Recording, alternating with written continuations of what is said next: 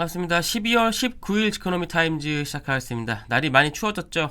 모두 감기 조심하시고요. 엊그저께 이제 한국경제신문 1면에 나왔던 기사인데요. 정부가 계속 검토하던 전세대출 DSR 규제가 사실상 백지화됐습니다. 무기한 연기하기로 했다고 합니다. 계속 거론이 되어 오긴 했는데 올해의 경제정책 방향 그리고 하반기의 경제정책 방향 두 차례 언급된 적이 있었고 이게 되게 문장을 보면은 중장기적으로 DSR 적용 범위 확대 검토 DSR 규제를 점진적 내실화 확대하고 이렇게 해서 애둘러서 표현하긴 했지만 지금 DSR에 안 들어가는 대출들이 무엇이냐 본다면은 일부 정책 대출과 전세 대출 정도이기 때문에 사실상 이것들은 전세 대출을 DSR로 산입하겠다는 걸 이제 말이 왔던 거죠. 근데 정책 대출 같은 경우에는 이제 DTI만 보는 대출들이 좀 있는데 워낙에 좀 서민 대출이기 때문에 일반적인 정책 대출 DSR을 이걸 딱 적용하기는 좀 어려울 수도 있을 테고요. 물론 이제 환경에서는 그런 걸 문제 삼기도 했었습니다만은 전세 대출 DSR의 경우에는 1주택자인데 내가 집이 있는데 그 집은 임대로 주고 나는 전세 대출 받아서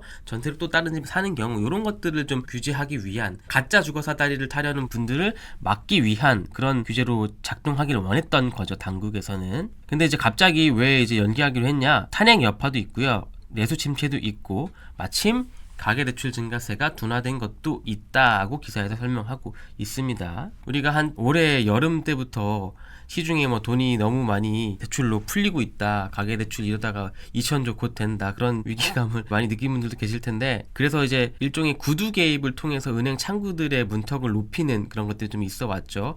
뭐 둔촌중고 입주할 때 전후로 해가지고 전세대출 같은 거 잠그는 조치들도 있었고 시중은행들에서 그래가지고 이제 대출이 연말에 좀 힘들다 다들 말씀하셨는데 내년 상반기까지는 대출 증가세가 이렇게 오르던 게 좀 깔아앉고 있기 때문에 이어질 거다. 그렇기 때문에 시중은행들이 새해부터는 다시 주담대도 확대하고 또 분양받은 주택들 전세자금 대출 같은 것들 취급도 재개한다고 하고 있습니다. 그래서 이 기사는 그런 기조에서 당국에서도 자율규제로 좀 전환할 것 같다. 은행의 자율규제. 그러니까 더 이상 감나라 배나라 하지 않고 그냥 은행들이 알아서 하게끔 예전처럼 될 것 같다는 얘기를 하고 있습니다. 그리고 이제 지방 같은 경우에는 수도권보다 완화된 기준을 좀 적용할 것 같다고 했는데 요거는 좀 구체적인 내용이 나온 다음에 다시 말씀드려야 될 것 같아요. 지금 LTV 같은 경우에는 뭐 우리가 다 풀려 있죠. 서울의 4개 구 규제 지역들 말고는. 그리고 디딤돌 대출 같은 경우에는 얼마 전에 발표했지만 수도권과 지방을 좀 다르게 적용하는 건 이미 나왔던 내용이고요. 앞으로의 금융 관련 대출 관련 정책이 지방과 수도권은 어떻게 차이를 둘 것인지는 조금 더 나오면은 말씀드리도록 하겠습니다.